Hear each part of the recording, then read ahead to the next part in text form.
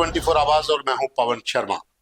बीती रात भी पाकिस्तान की तरफ से एलओसी पर भारतीय सेना की पोस्टों पर जबरदस्त फायरिंग की गई। भारतीय सेना की ओर से मिली जानकारी के अनुसार कश्मीर संभाग और जम्मू संभाग में लगभग 20 जगह पर यह फायरिंग की गई है, अलग अलग सेक्टरों में। अखनूर सेक्टर जो कि पलाबला या दूसरा इलाका है, और उसके साथ सुंदरबनी, नौशहरा, राजौरी, पुंछ, कुपवाड़ा, बारामूला, उड़ी, तंगधार, करनाल, इन तमाम इलाकों में आज 10वें दिन भी फायरिंग जारी रही। ये बॉर्डर अपडेट हम रोज आपको बताते हैं क्योंकि किस तरीके के साथ पाकिस्तान की सेना भारतीय सेना की फॉरवर्ड पोस्टों को निशाना बना रही है। भारतीय सेना भी जवाबी कार्रवाई कर रही है, पाकिस्तान को करारा जवाब मिल रहा है। लेकिन पाकिस्तान की सेना रोज इसी तरह से पिछले 10 दिन से एलओसी पर सीज फायर का वायलेशन कर रही है। पहलगाम में हुए आतंकी हमले के बाद दोनों सीमाओं पर तनाव बना हुआ है, वो चाहे अंतर्राष्ट्रीय सीमा हो या फिर एलओसी का इलाका। भारत पाक अंतर्राष्ट्रीय सीमा के उस पार के इलाके में पाकिस्तानी सेना की मूवमेंट और ज्यादा तेज हुई है। एलओसी के उस पार भी यही स्थिति है।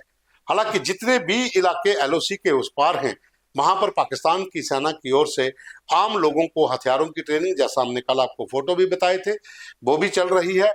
और कई ऐसे वहां पर इलाके हैं जहां पर पाकिस्तान की सेना ने अपने पॉइंट स्थापित कर दिए हैं और लोगों को वहां पर ह्यूमन शील्ड की तरह इस्तेमाल भी किया जा रहा है। भारत और पाकिस्तान के बीच सीमा पर तनाव अभी भी जारी है।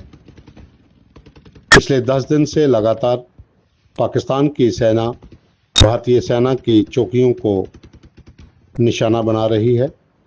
सीज फायर का वायलेशन लगातार किया जा रहा है, भारत पाक अंतर्राष्ट्रीय सीमा हो या फिर एलओसी।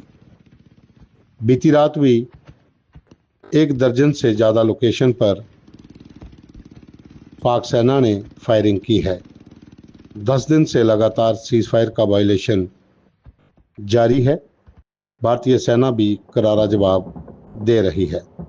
पाकिस्तान की सेना को खमियाजा भी भुगतना पड़ा है, खास करके बिम्बर, तत्तापानी, रावलाकोट और गुलपुर में पिछले 10 दिन में इनकी 2 दर्जन से ज़्यादा चौकियां तबाह की गई है। 5 से 7 सैनिक मारे जाने की भी खबर है, लेकिन पाकिस्तान फिर भी नहीं बाज आ रहा, लगातार भारतीय सेना की पोस्टों को टारगेट कर रहा है। ये बात अलग है कि पाकिस्तान के भीतर इस समय खलबली जो मची है वो बलोच लिबरेशन आर्मी और साथ ही टीटीपी, ये तहरीके तालिबान ऑफ पाकिस्तान, ये 2 संगठन हैं जिन्होंने पाकिस्तान के भीतर काफी ज्यादा हमले पिछले 5-7 दिन में किए हैं।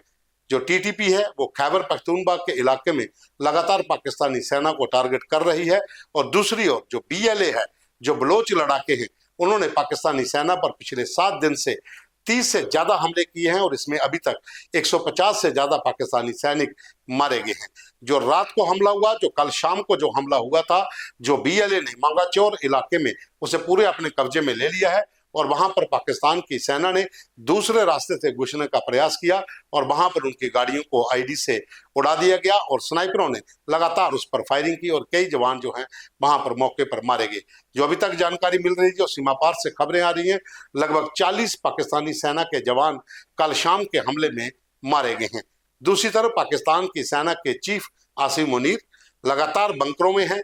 जो उनके जवान हैं, जो अंतर्राष्ट्रीय सीमा के उस पार हैं, जो एलओसी के उस पार हैं, बंकरों के भीतर छिपे हुए हैं। पाकिस्तानी सेना के चीफ लगातार अंतर्राष्ट्रीय दबाव बनाने की कोशिश कर रहे हैं कि किसी न किसी तरीके से भारत अपने आक्रामक रवैये से पीछे हटे। लेकिन भारत की कूटनीतिक स्ट्राइक लगातार जारी है।